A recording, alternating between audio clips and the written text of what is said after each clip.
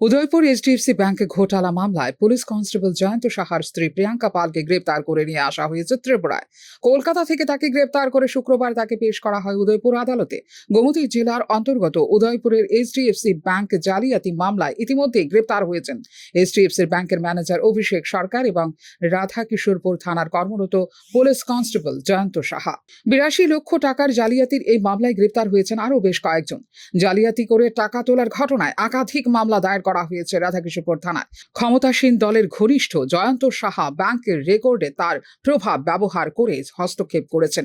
শুধু তাই নয়, নিজেকে থানার প্রধান বলে প্রচার করে তার দৃঢ় রাজনৈতিক সংযোগ রয়েছে এবং পুলিশের বিষয়ে হস্তক্ষেপ করায় তার জুরি নেই বলে সংশ্লিষ্ট মহলে পরিচিত জয়ন্ত সাহা।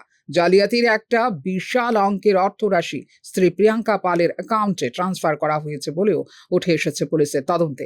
সাইবার ক্রাইম সেলে সক্রিয়ভাবে জড়িত থাকার সুবাদে সহজেই জালিয়াতি লেনদেন সহজতর করতে সক্ষম হয়েছেন বলে অভিযোগ রয়েছে রাধাকিশোরপুর থানার কর্মরত পুলিশ কনস্টেবল জয়ন্ত সাহার বিরুদ্ধে। এই মামলায় প্রথম অভিযোগটি দায়ের করেন উদয়পুরের কলেজ টিলার বাসিন্দা নিয়তি সরকার রায়, যিনি অভিষেক সরকার এবং জয়ন্ত সাহা এবং তাঁর স্ত্রী প্রিয়াঙ্কা পালের বিরুদ্ধে আমানত তছরূপের এনেছিলেন অভিযোগ। তার স্থায়ী আমানত সহ 25,50,261 টাকা অবৈধভাবে স্থানান্তর করা হয়েছে বলে এফআইআর নম্বর 5/2025 বিএনএস ধারা 318(4), 318(3), 351(2) এ অভিযোগ করেছিলেন তিনি।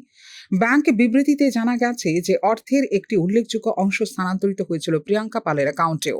এক্ষেত্রে প্রিয়াঙ্কা পালের স্বামী পুলিশ কনস্টেবল জয়ন্ত সাহার অ্যাকাউন্টেও ট্রান্সফার হয়েছিল অর্থ। অপর একটি মামলায় তার 18 লক্ষ টাকার স্থায়ী আমানত জালিয়াতি করে একটি জাল অ্যাকাউন্টে স্থানান্তরিত করা হয়েছে বলে অভিযোগ করেছিলেন হরিয়ানন্দ স্কুল এলাকার আরেকজন ভুক্তভোগী সুনীতি দত্ত। একইভাবে তার স্থায়ী আমানত ম্যাচুরিটির আগেই তোলা হয়েছে তা জানতে পেরে মামলা দায়ের করেছিলেন লোপামুদ্রা রায়। অর্থাৎ সর্বমোট জালিয়াতি লেনদেনের পরিমাণ দাঁড়িয়েছে 82 লক্ষ টাকা।